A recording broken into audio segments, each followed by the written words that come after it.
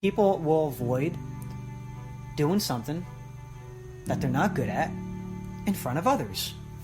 Now, I understand that can be uncomfortable. All right, fine, it's uncomfortable. But the reality is that just an extension or a variation from fear that is showing up in other parts of your life? And we think, no, it's just about that one moment. So you're telling me in only one moment, or in moments that are similar, that you avoid or you don't want to be involved in, because it has to do with how you'd be looked at or judged in front of other people. And you're telling me, even if that was true,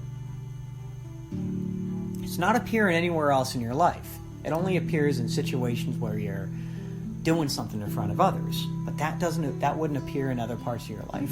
That wouldn't appear in your relationship. That wouldn't appear at work. That wouldn't appear with anything. Only in situations where people can judge? I don't know. Maybe that's true.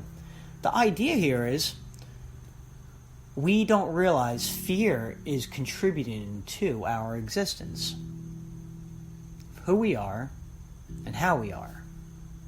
I mean, think about when the last time you didn't want to tell someone they were wrong. Think about that.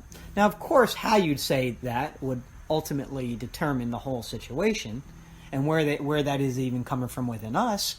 But the reality is, when's the last time you didn't want to tell someone you didn't like something? Or you had a problem with something? Think about that. And some people use that to their advantage. Oh, I'm always going to speak my mind. I'm going to tell people the way it is. Really? Why? Is there any empathy involved? Should empathy exist? What's the scenario? What's the situation about? See, we just live our lives. We don't sit here and contemplate all this stuff. And I'm not saying you necessarily should, but what I am suggesting that if there's fear, if there's something controlling you, creating your personality, creating your demeanor, creating your reasonability or your, rationalizations or whatever it is, wouldn't you like to know? Wouldn't you like to know who's in charge of you?